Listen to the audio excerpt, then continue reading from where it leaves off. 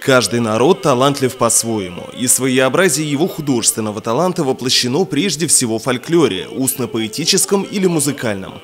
Башкирский народ донес до нашего времени в различных жанрах интересные образцы устного творчества.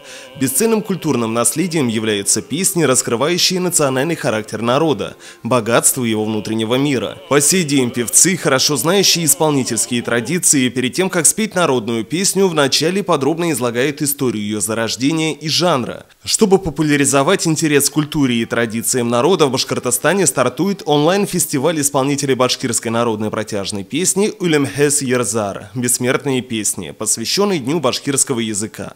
Слова и музыка таких произведений сложились исторически в ходе развития башкирской культуры. У народной песни нет определенного автора, или автор неизвестен вовсе. Являясь сокровищницей башкирской музыкальной поэтической культуры, башкирские народные песни занимают выдающееся место в художественном творчестве народа, а потому так любимы и исполнителями, и слушателями. Башкирская народная песня – это душевное спокойствие и внутренний покой. Башкирская народная песня, она многожанровая и многогранна. Наши народные песни бессмертны!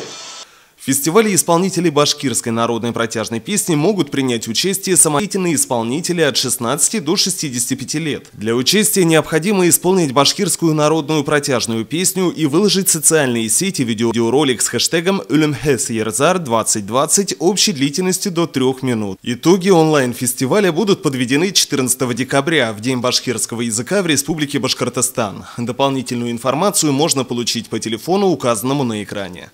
Ринат Музафаров, Елена Афанасьева, Любовь Карпова, телекомпания СТВ.